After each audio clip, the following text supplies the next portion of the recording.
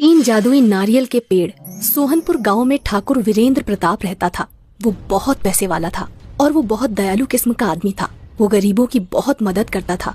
उसके पास तीन जादुई नारियल के पेड़ थे जो कि उसने अपने गांव के बाहर लगा रखे थे। एक नारियल का पेड़ सोने के नारियल देता था और दूसरा नारियल का पेड़ पैसे देता था और तीसरा नारियल का पेड़ अलग अलग तरह के फल देता था। ठाकुर वीरेंद्र प्रताप चौहानपुर गांव का मुखिया भी था, पर अब बेचारा ठाकुर वीरेंद्र प्रताप बूढ़ा हो गया था। उसकी सेहत अब ठीक नहीं रहती थी।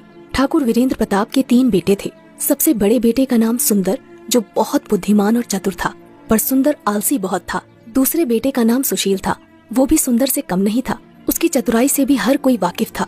और सबसे छोटे बेटे का नाम सुलभ। सुलभ बहुत मासूम था और बुद्धिमान भी इतना नहीं था, पर सुलभ आलसी नहीं था। वो वीरेंद्र प्रताप की किसी भी बात को नहीं टालता था।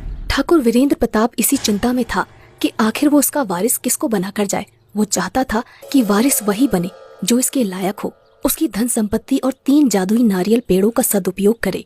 एक दिन रात को वो विचार में मग्न था कि आखिर कैसे अच्छा वारिस ढूंढा जाए।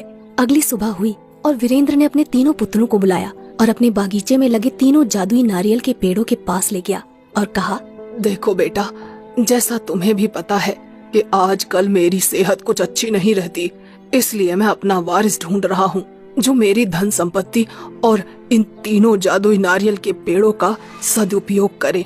तुम तीनों मेरे लिए समान हो, इसलिए मैं आज से तुम्हारी एक परीक्षा लूंगा। जो उस परीक्षा में सफल हो जाएगा वही मेरा वारिस बनेगा। वीरेंद्र प्रताप कहता है, मैं तुम तीनों को एक एक पेड़ दे रहा हूँ और एक एक इलाका दे रहा हूँ। तुम तीनों के पास 1 महीना है। तुम तीनों को 1 महीने तक इन पेड़ों का सदुपयोग करके इनसे जनता की भलाई करनी है। और जब तुम इन पेड़ों के पास जाकर कहोगे, सुन पेड़ भाई, कर लोगों की भलाई, तो ये अपने आप फल देने लगेगा। और इन पेड़ों का अगर दुरुपयोग हुआ तो ये पेड़ अपना अपना फल देना बंद कर देंगे। अब मैं 1 महीने के लिए गांव से बाहर जा रहा हूँ और ये गांव वाले तुम्हें सौंप रहा हूँ। और ठीक 1 महीने बाद आऊंगा और देखूंगा कि तुम में से किसने लोगों की भलाई सबसे अच्छी करी है। मैं नहीं जानता तुम ये सब कैसे करोगे। ये सब तुम्हें अपनी बुद्धिमानी के प्रयोग से करना है। क्या तुम तीनों इस परीक्षा के लिए तैयार हो? तीनों बेटे एक स्वर में कहते हैं, जी पिताजी, आप फिक्र मत कीजिए, हम आपकी परीक्षा में सफल होकर ही आएंगे। सबसे बड़ा बेटा सुंदर मन ही मन सोचता है, ये परीक्षा तो मैं ही पास करके आऊंगा और गांव का मुखिया बनूंगा। आखिर मेरे में कमी क्या है? ये दोनों तो मूर्ख ठहरे। दूसरा बेटा सुशील मन ही मन सोचता है, आखिर वो तो पिताजी को भी पता है कि मुखिया कौन बनेगा। मुखिया बनने के लिए योग्य सिर्फ मैं ही हूँ। मैं सुंदर भैया से किसी काम में कम नहीं हूँ और सुलभ तो इस परीक्षा में कहीं है ही नहीं। सुलभ मन ही मन सोचता है, पिताजी ने ये परीक्षा रखवा कर अच्छा किया। चलो, हमें भी अब थोड़ा मदद करने का पुण्य मिलेगा। वीरेंद्र सिंह बड़े बेटे सुंदर को सोने के नारियल वाला पेड़ दे देता है। फिर दूसरे बेटे सुशील को नारियल के पैसे वाला पेड़ दे देता है और सबसे छोटे बेटे सुलभ को तरह तरह के फल देने वाले नारियल का पेड़ दे देता है और कहता है, ठीक है बच्चों, अब मैं चलता हूँ। मेरा आशीर्वाद तुम तीनों के साथ है। ऐसा कहकर वीरेंद्र प्रताप गांव से निकल जाता है। अगली सुबह होती है। तीनों बेटे अपने अपने पेड़ के पास चले जाते हैं। सुंदर सोने के नारियल वाले पेड़ के पास जाता है और सोचने लगता है कि अब लोगों की भलाई मैं इससे कैसे करूं। वो पेड़ के पास जाता है और कहता है, सुन पेड़ भाई, कर लोगों की भलाई। इतने में ही पेड़ से सोने के नारियल निकलने लगते हैं। सुंदर उन नारियल को सुबह सोने की दुकानों पर बेच देता है, पर जैसे ही पैसे आते हैं वो सोचता है, मैं लोगों की भलाई तो बाद में ही कर सकता हूँ, अभी क्यों ना ये पैसे मैं खुद पर खर्च कर लूँ। ऐसा सोचकर वो उन पैसों से खुद के लिए शराब खरीद लेता है। वहीं दूसरा बेटा सुशील पैसे देने वाले नारियल के पेड़ के पास जाता है और कहता है, सुन पेड़ भाई, कर लोगों की भलाई। उसके पास भी बहुत सारे पैसे आ जाते हैं। सुशील उन पैसों को बांटने के बजाय उन पैसों को लोगों को उधार देने लग जाता है। वो मन ही मन सोचता है, आखिर मैं मदद कर ही तो रहा हूँ, यही तो लोगों की भलाई है। अब मैं पिताजी की तरह मूर्ख नहीं जो इन पैसों को ऐसे ही लुटा दूं। वहीं तीसरा बेटा सुलभ तरह तरह के फल देने वाले पेड़ के पास जाता है। वो सोचता है, इस गांव में ऐसे बहुत से लोग हैं जो एक दिन का भोजन भी नहीं जुटा पाते हैं, उनको इसकी सबसे ज्यादा जरूरत है। फिर सुलभ पेड़ के पास जाता है और कहता है, सुन पेड़ भाई, कर लोगों की भलाई। इतना कहते ही पेड़ से तरह तरह के फल निकलने लगते हैं। सुलभ उन फलों को गरीबों में बांट देता है। सुलभ अब रोज ऐसा ही करने लगा। वो पेड़ के पास जाता, मंत्र पढ़ता और उसमें से जो फल निकलते वो उन फलों को गरीबों में बांट देता। उसे लोग बहुत दुआ देकर जाते।